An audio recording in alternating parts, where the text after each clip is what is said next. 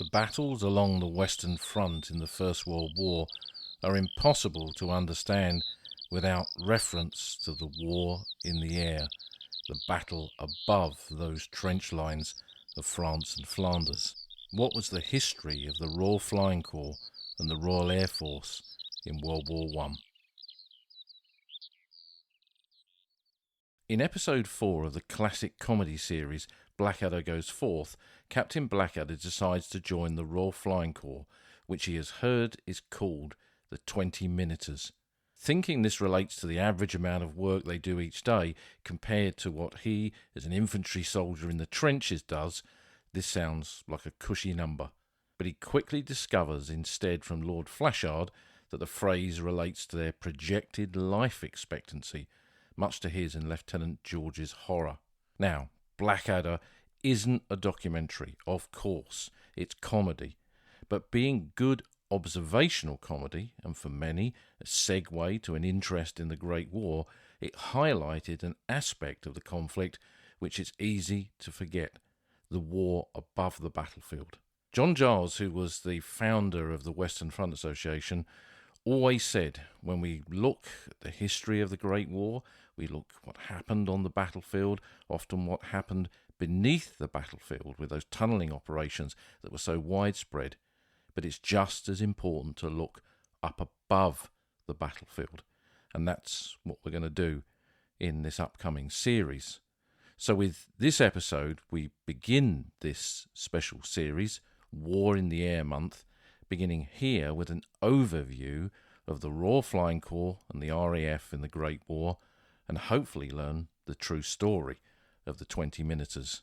Now there's a lot we won't have space to cover in just one episode as an overview of this, from other theatres of war where the flying services were operating, through to the balloonatics. There was a balloon section of the Royal Flying Corps which operated as the eyes of the gunners above the battlefield to look from baskets suspended beneath balloons to observe what was happening across that static landscape of the Western Front, to the role of women in the RFC and the RAF in the latter period of the war, and many aspects of the specialist work that the air services did. We haven't got room for all of that, and that's true with so many subjects of the Great War.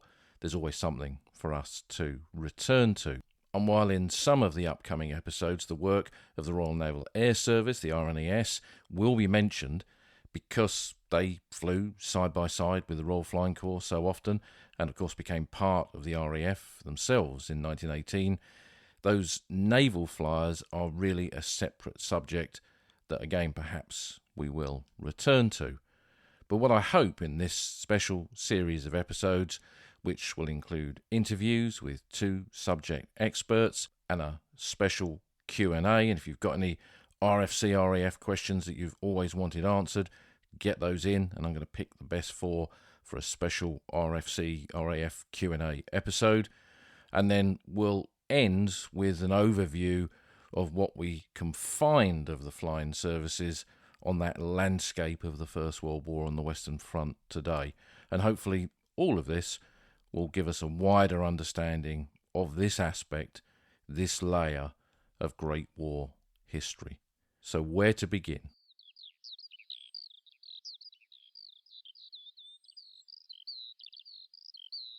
The best place to start is with the approach to the Great War and the formalisation of aerial services as aviation technology changed in that Edwardian period.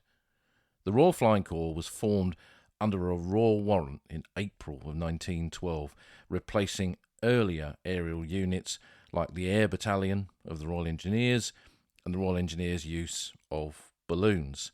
They were the kind of pioneers, really, of British military aviation. But it was clear that aviation was changing, developing, and there had to be a specialist branch to deal with this and to see how it fitted into the wider aspect of warfare at that time. The Royal Flying Corps was part of the Army, so not an air force at this stage, and was managed and funded by the War Office. The Admiralty had their own air service, which was for use by the Royal Navy. That's the Royal Naval Air Service.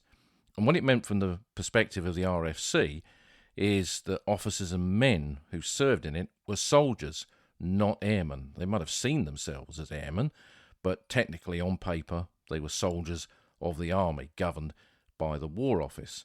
And they had army ranks because Air Force ranks would not exist until after the Great War.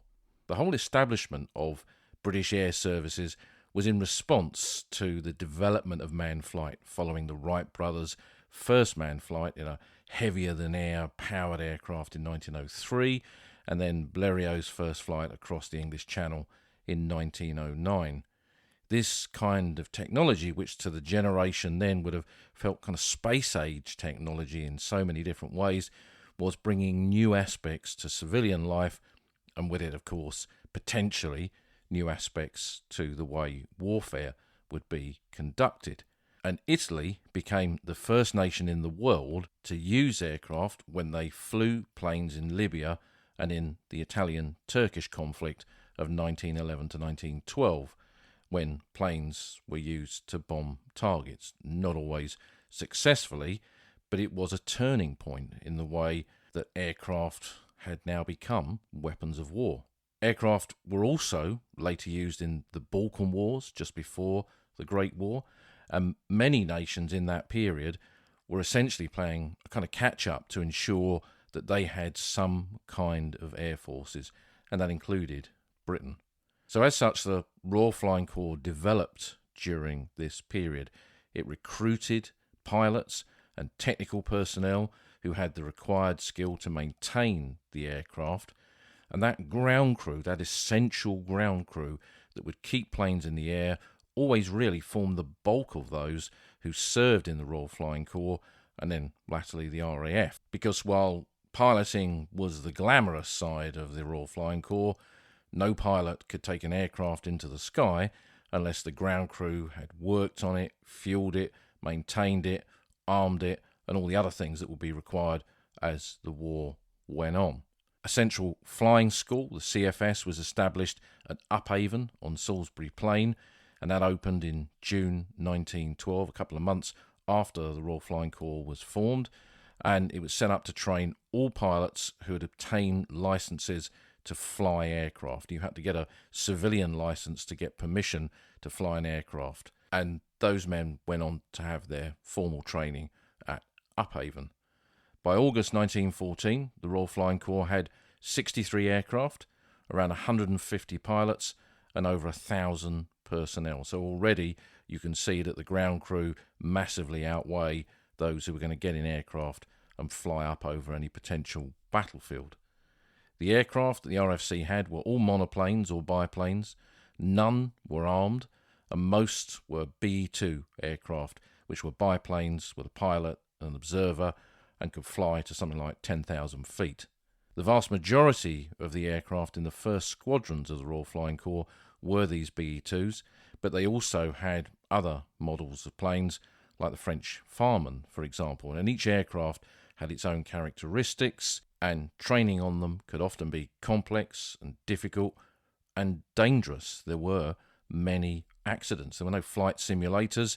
The men had to get in the aircraft and take off, and often taking off was the easier bit.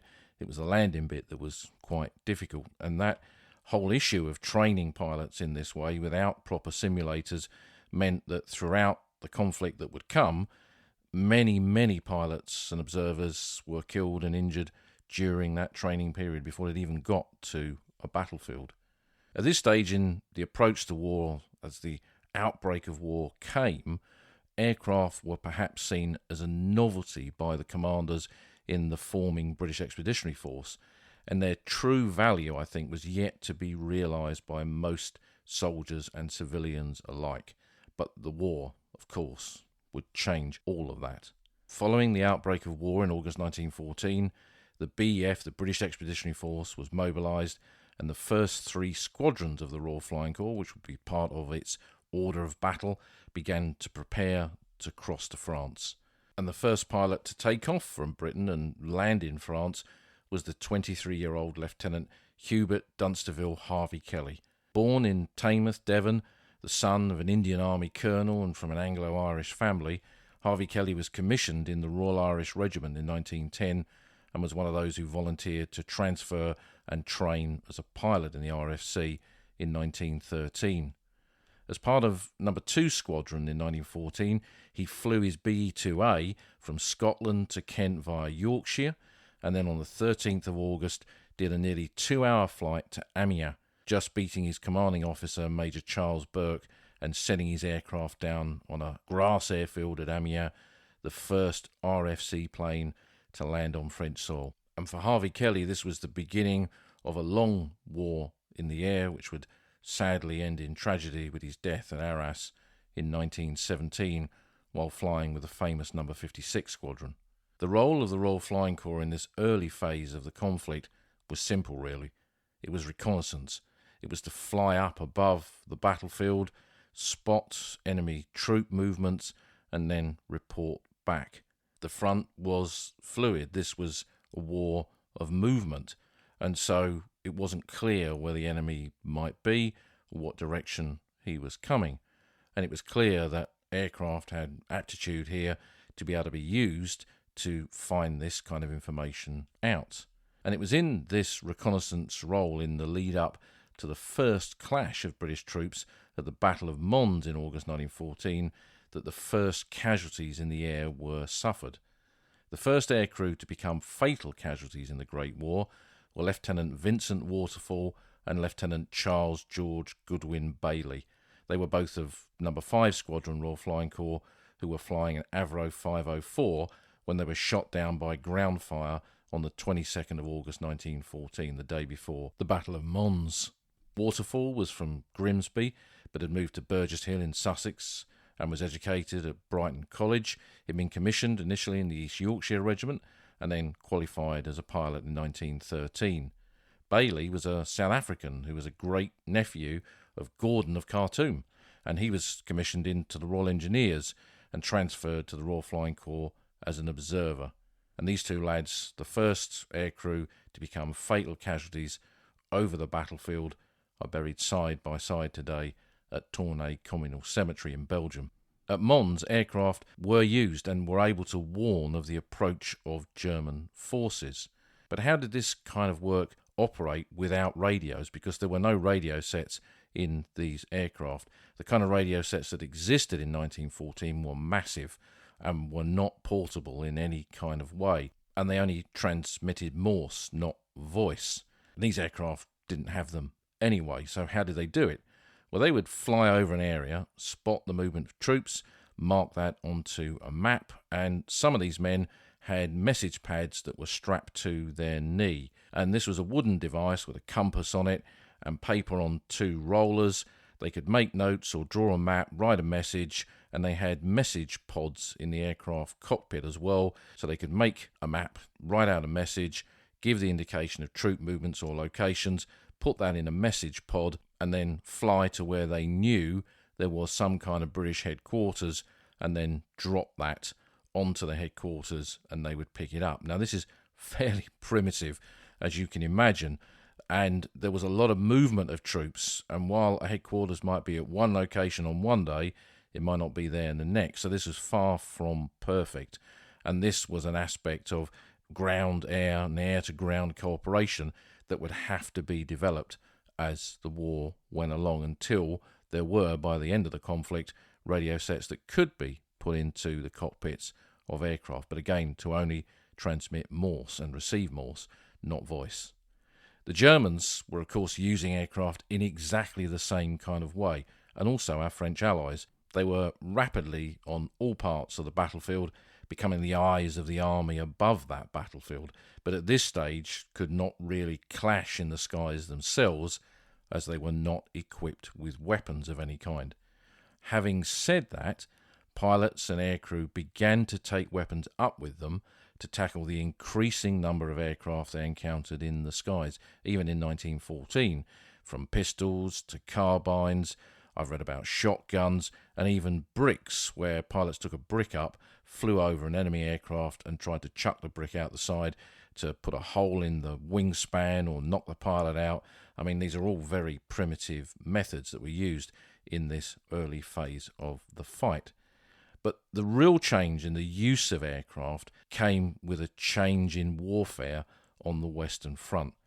Everybody, as we often say on this podcast, everybody had gone to war prepared for war in 1914, but not the kind of war that the Great War would rapidly turn into, this vast static war where there were hundreds of miles of trenches across Belgium and France. But the static war suddenly gave a new dimension to the use of aircraft, because they could now be used not just to spot for the army, spot for the guns, spot for whoever required that kind of information, even with those limited communications, and observe. They could also take photographs. Cameras could be taken up with the aircraft, and the cameras could be used to capture intelligence information about those battlefield positions. When the war was mobile, that wasn't really practical, and one photograph taken in the morning could easily be out of date by lunchtime. But on a static front, where both sides were digging in and building these vast trench networks, the air photographs could really chart the development of that and then be used by headquarters to decide how they could be attacked or overcome, and then later by artillery to accurately bombard them and harass the enemy in building those positions. And air photos led to maps. They were used in the whole development of mapping on the battlefield, which was fairly primitive when the war began, but the ability to send up aircraft, to take air photos, to allow military cartographers to work accurately on maps and produce trench maps became a massive game changer and was a really important part of the whole development of the use of aircraft by the military in the First World War. It wasn't just the Royal Flying Corps doing this. The Germans and the French Air Forces, they were doing exactly the same. So at this stage, it's still a reconnaissance role. The aircraft are going up to spot what's happening, take these air photographs, relay intelligence back to headquarters, allow maps to be created, but there's no air combat. Tactical bombing, however, did become a thing during this period, where BE-2Cs were adapted to carry fairly modest bombs, and positions could be targeted on and off the battlefield. So they could fly over a trench system and drop a bomb, or fly a bit further behind enemy lines to an ammunition dump or bridges and try and bomb those. And in many cases, bombs were not dropped from the aircraft wings or from underneath the aircraft. They were dropped out of the side of the aircraft. So they were kept in the cockpit and then heaved over the side and let go. So you can see already this isn't particularly accurate. And it wasn't just bombs that they dropped as well. There were things called flechettes, which were kind of aerial darts. And there's all kinds of different types of these, and you see them being discussed quite frequently in newspapers and magazines of that early war period. And while flechettes were not banned under the rules of warfare, they were fairly controversial. The use of them was controversial because you could drop a whole bag of these aerial darts out of the side of an aircraft and they would cascade down into a trench below. And you can imagine a steel aerial dart with a very fine point to it coming down at a rapid rate of knots straight onto the head of a soldier standing in that trench before helmets became a thing. And even with helmets, I don't think they would withstand a flechette. I won't describe the kind of gory outcome of that, but it wasn't good. So flechettes, although they were used, I don't think they were used as often as the press were kind of indicating, because a whole constant stream of them would have to be produced, and I think they had more of a shock effect than actual military value. And also at the same time, to counter the use of Zeppelins, these massive dirigibles that the Germans were using to fly across and bomb positions behind the battlefield, even fly across to Britain, resulting in the first Blitz, where civilians became as much a part of a front line, a new front line, as those actually on the battlefield on the Western Front. So to counter the use of these Zeppelins, the Royal Flying Corps began to fly longer missions across northern France and Belgium to try and take out their points of departure. But long-range bombing was still relatively new for fixed-wing aircraft and not very accurate. something that would develop over the period of the First World War, resulting in much bigger bombers, nothing on the scale of World War II, but bombers of that period that could fly well into enemy territory and bomb key targets. But with the increase in air traffic over the battlefield, essentially being used by both sides to spy on each other, the necessity to snuff out those eyes over the trenches became more and more pressing. Anti-aircraft artillery was increasingly used by both sides to bombard the sky with shells which would either rip apart the aircraft with shrapnel or kill the pilots and observers. And on the British side of the battlefield, the Royal Garrison Artillery formed anti-aircraft units equipped with 13-pounder guns which could fire shells up to 19,000 feet, for example. But the real key to countering enemy aircraft with combat in the air was taking weapons up, and that became more and more commonplace, with pilots and aircrew frustrated at seeing so many enemy aircraft and not being able to do something about it. And Lieutenant John Frederick Lels of the Rifle Brigade, attached to the Royal Flying Corps, became the first man to shoot down an enemy aircraft with a rifle in mid-air. Lascelles was born in Sussex in 1895. He was educated at Winchester College, commissioned in the Rifle Brigade in the summer of 1914, and then transferred to the Royal Flying Corps as an observer and flew in a BE-2C with No. 4 Squadron based at Saint-Omer. The incident of him shooting down an enemy aircraft happened on the 17th of July 1915, when he took 24 shots at a German aircrew, shooting the pilot in the head and forcing the aircraft to crash, for which he was awarded the Military Cross. Lascelles was shot down himself over the Somme and killed in July of 1915 and is buried at the Communal Cemetery at Beauval, which has quite a lot of aircrew in it. His short war had lasted just a few months and he was only 19. Eventually, machine guns were added to aircraft. That was the next obvious step. But these had problems. If you just mount a machine gun on the forward part of the aircraft in front of the pilot, you've got a propeller there that moves the aircraft forward. And if you open fire with a machine gun, you're going to scythe that propeller off and the aircraft is going to crash. If you have a rearward firing machine gun, perhaps where the observer is, he could get carried away, and in following an aircraft across the sky, he could scythe off the back of the tailplane of the aircraft. So there were problems in using automatic weapons on aircraft in that way, but it was clear that they would really be, again, the game changer that would enable aircraft to successfully shoot down other aircraft in the sky.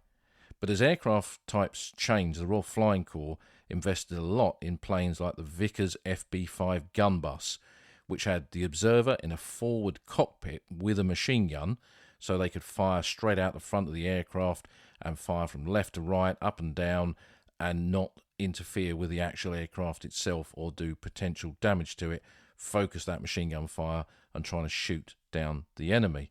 And other twin-winged aircraft could also have a machine gun, usually a Lewis gun, mounted on the upper wing of the aircraft so it could fire over the propeller at targets beyond and not do any damage to the aircraft itself.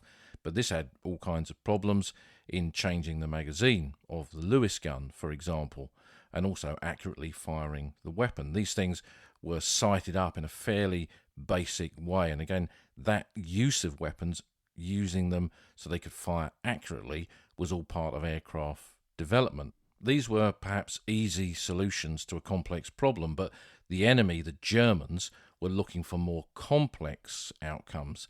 And as they gradually got the upper hand in aircraft technology and development, with the Fokker E-1, for example, becoming the first aircraft with a synchronized machine gun mounted in it, that gave them an edge, an upper hand in those skies above the battlefield, because a synchronized machine gun could be fitted to the forward part of the aircraft, and it worked in cooperation with the turn of the propeller, so that the bullets passed either side of the propeller blades and not did damage to the propeller itself.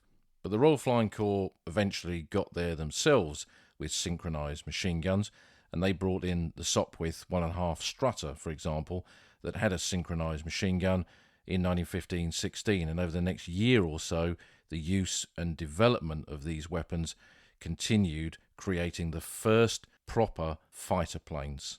And if we kind of look at that 1916 period, so about halfway through the Great War, from a German and a British perspective, those two air forces clashing in the skies above the Western Front, the Germans were using the Fokker E-3 that had a Spandau machine gun on it.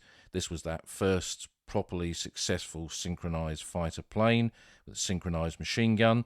The British had the Airco DH-2 that had a Lewis gun on it. It was a pusher design, initially to try and counter the Fokker threat in the skies above France and Flanders. They also brought in that Sopwith 1.5 Strutter that had one pair of fixed forward-firing machine guns that was synchronized with the propeller, and also a machine gun in the observer's cockpit as well.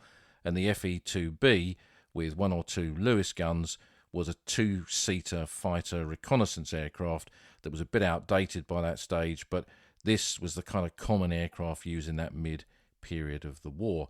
And bigger, faster, better aircraft would be developed as the conflict moved forward. And with this development of fighter planes and the idea of fighter pilots, a new phase of aerial warfare came in. This was the time of the aces, or the so-called Knights of the Air.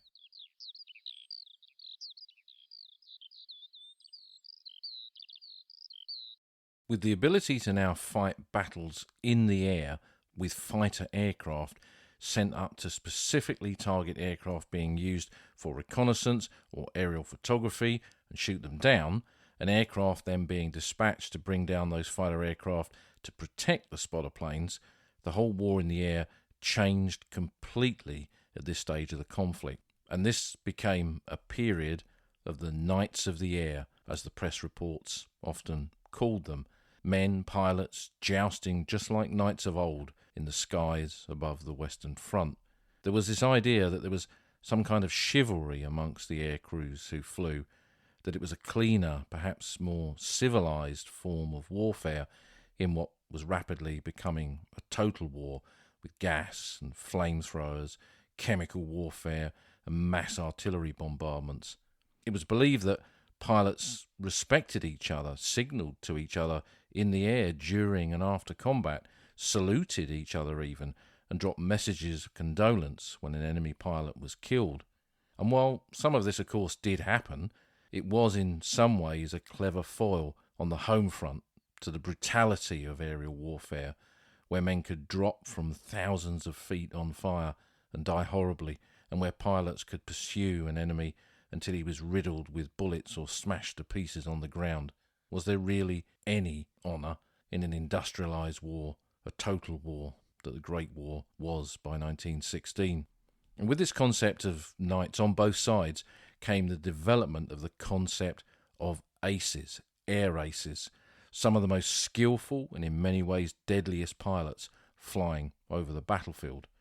In Britain, this was arguably led initially by Albert Ball, a teenage pilot from Nottingham who'd achieved 44 victories and was decorated numerous times until he was shot down in May 1917, crashing behind the German lines and being awarded a posthumous Victoria Cross. He was a typical lone wolf pilot, preferring to fight alone in those duels over the battlefields, and being intensely religious with strong Christian beliefs, it began to bother him in the way that he could inflict such heavy losses in the air on his German counterparts.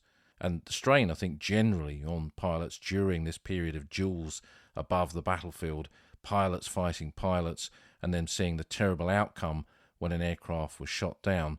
Two of the veterans that I interviewed in the 1980s and 90s had been pilots, one in the RFC and one in the RAF, and they'd both seen friends shot down in flames over the battlefields. One of them carried a pistol in his cockpit to shoot himself if his aircraft ever caught fire, and the other one carried a cyanide capsule in case the same thing happened to him. And then later, this mantle of air race that was championed by Albert Ball was also picked up by Canadian Billy Bishop, who had a staggering 72 victories and was also awarded the Victoria Cross, and then James McCudden with 57 victories and Mick Mannock with at least 61. The latter two collected just about every medal going, many with bars, and both of them the Victoria Cross, which was a common trait with these aces, how much they were decorated and then were given really high profiles in the press to set this kind of example for other men to perhaps follow into the Royal Flying Corps, and also to show, I guess, from a propaganda point of view, how well Britain was doing in that air war over the battlefield.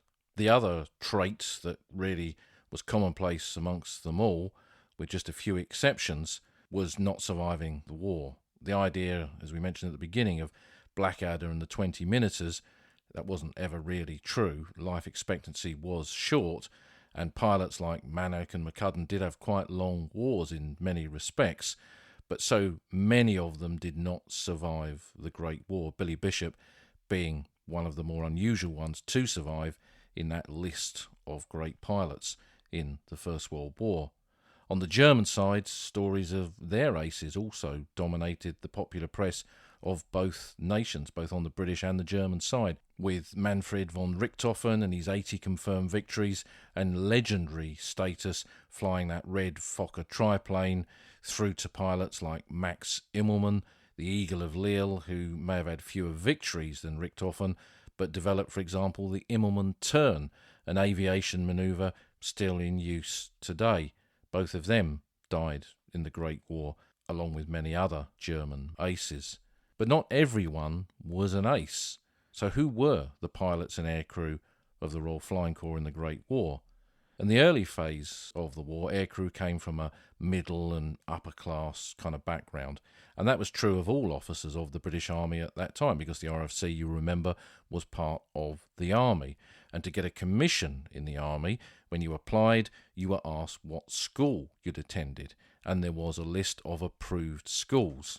Now, if you'd gone to Eton or Winchester or Harrow, schools like that, then that's the kind of school that they were looking for. State schools were not on that list. So it meant that the kind of men that became pilots in that early phase of the history of the Royal Flying Corps, particularly in that period from its formation in 1912 through to the outbreak of war in 1914, came from a fairly narrow background.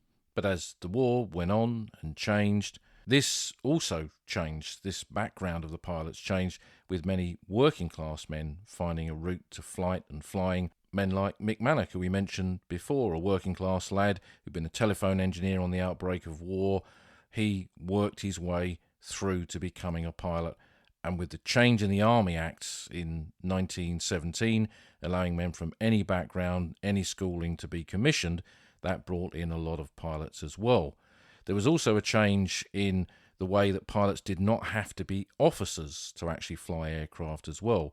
So non-commissioned officers, NCOs, could fly aircraft, and that allowed men from humble backgrounds to fly, including Britain's first black pilot, William Robinson Clark, who was from the West Indies. He'd paid to come to Britain to serve initially as ground crew in the Royal Flying Corps, but because of his technical knowledge and ability, that got him into the pilot seat and enabled him to fly. And he flew aircraft with the Royal Flying Corps over Ypres in 1917 until he crashed and injured himself and he couldn't fly again.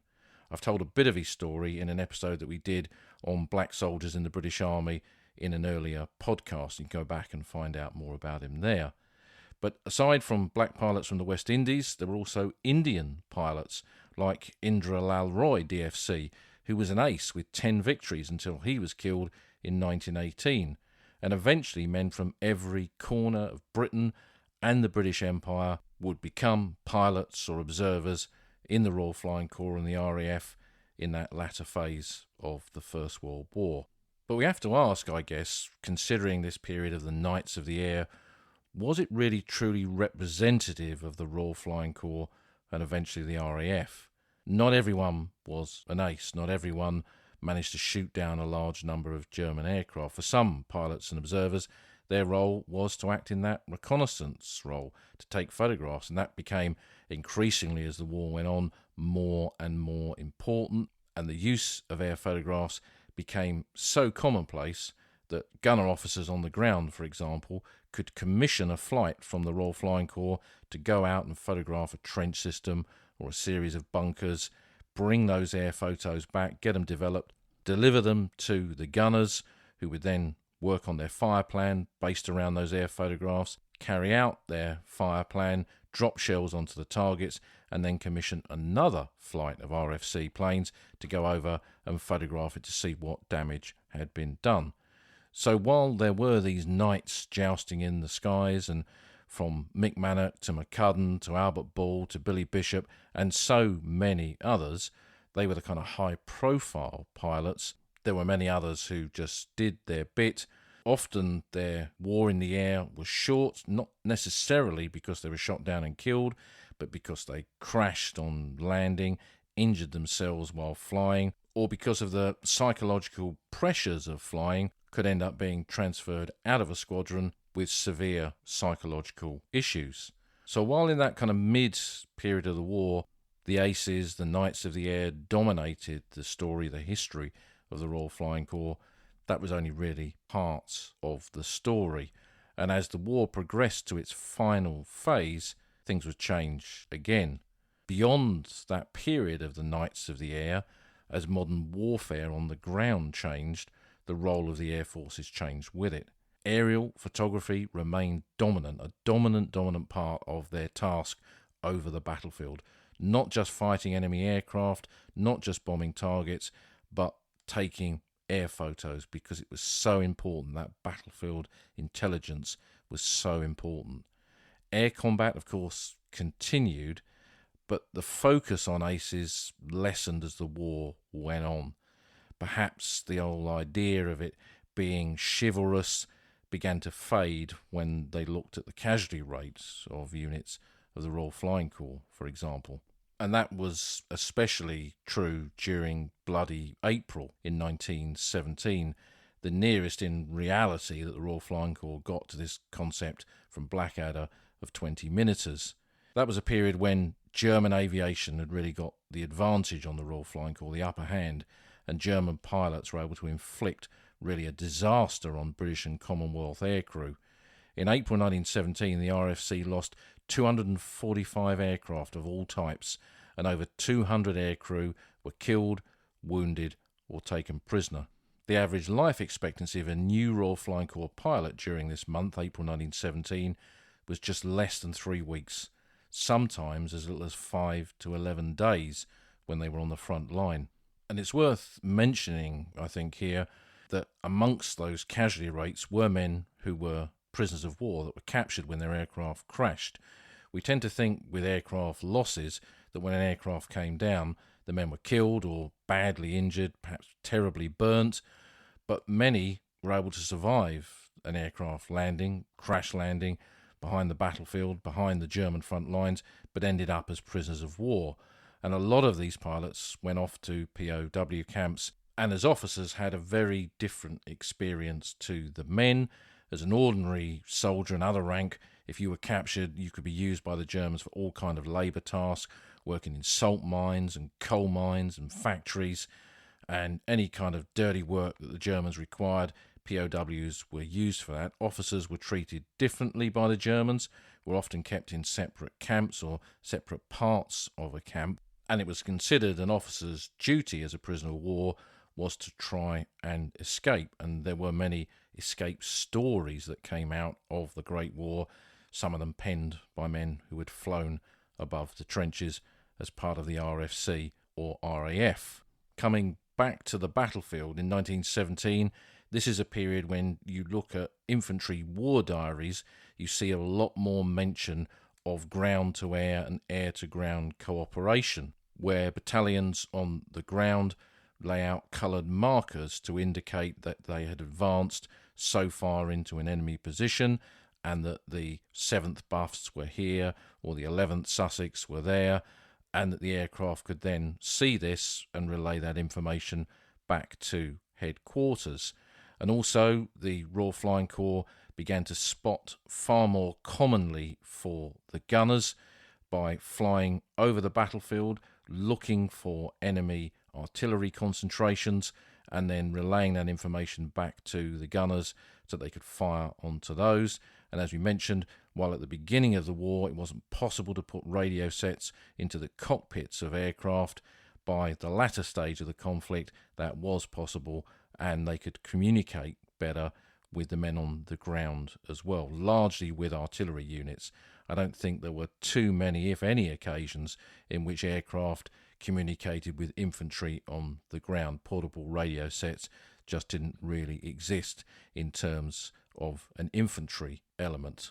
By 1918, it was decided to combine the air forces into one organisation, and I think this reflects the changing nature of the use of aircraft, the importance of aircraft, and the move away from this idea of just aces and knights of the air into the Air Force becoming part of a wider modern armed forces. So on the 1st of April 1918, the Royal Flying Corps and the Royal Naval Air Service were combined to become the Royal Air Force, and a new organisation, which still exists today, the RAF, was formed.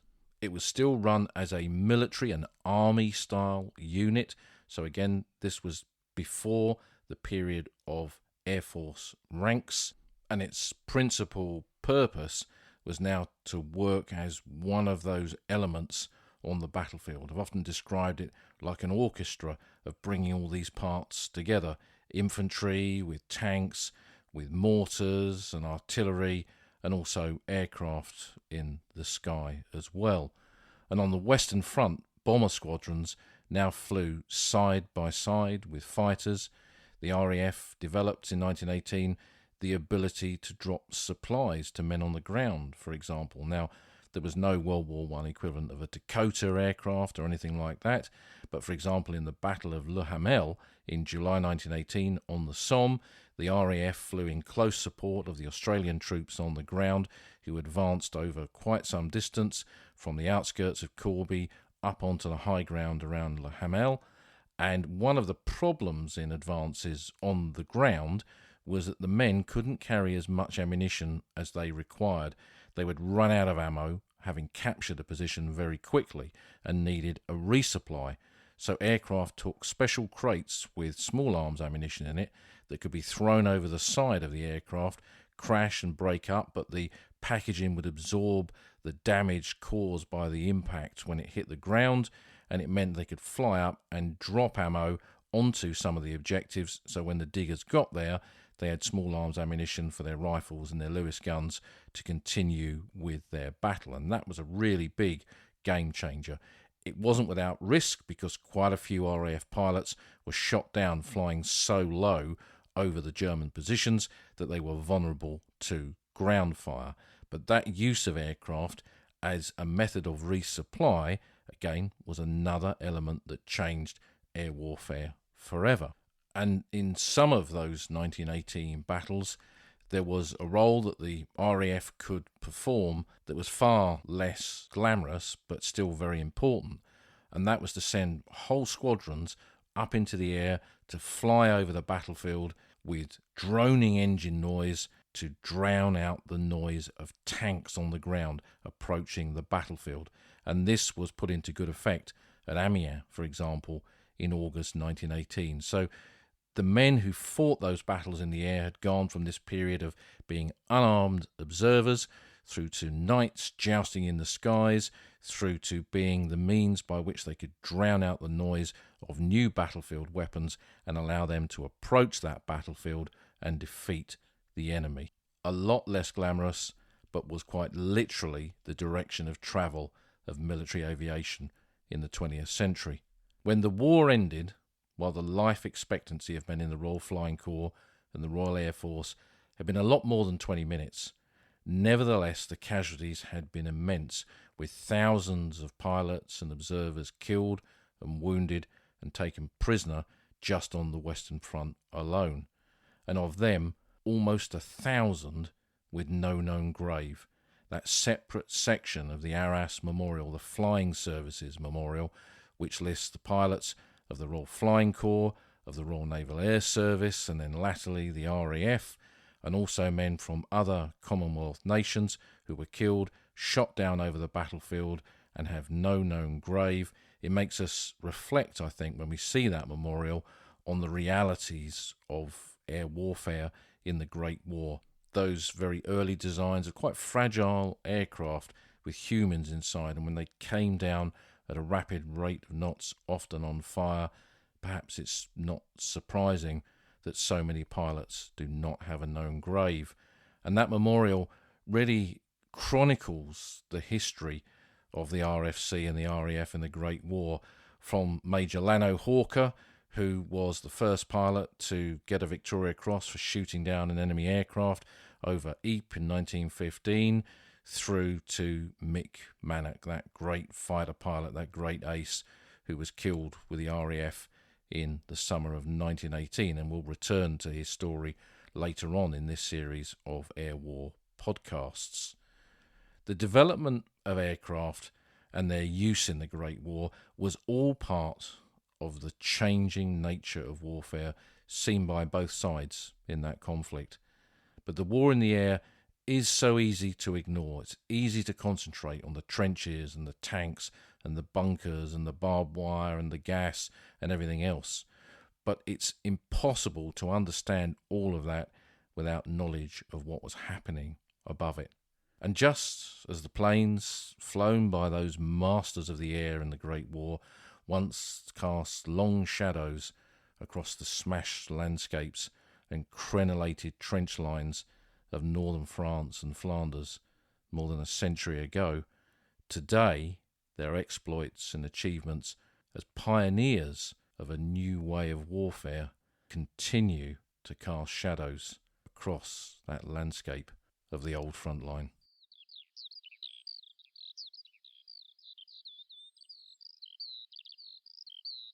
You've been listening to an episode of The Old Front Line with me, military historian Paul Reed. You can follow me on Twitter at Somcor. You can follow the podcast at Old Frontline Pod. Check out the website at oldfrontline.co.uk, where you'll find lots of podcast extras and photographs and links to books that are mentioned in the podcast. And if you feel like supporting us, you can go to our Patreon page, patreon.com/oldfrontline, or support us on Buy Me a Coffee at buymeacoffee.com/oldfrontline. Links to all of these are on our website. Thanks for listening, and we'll see you again soon.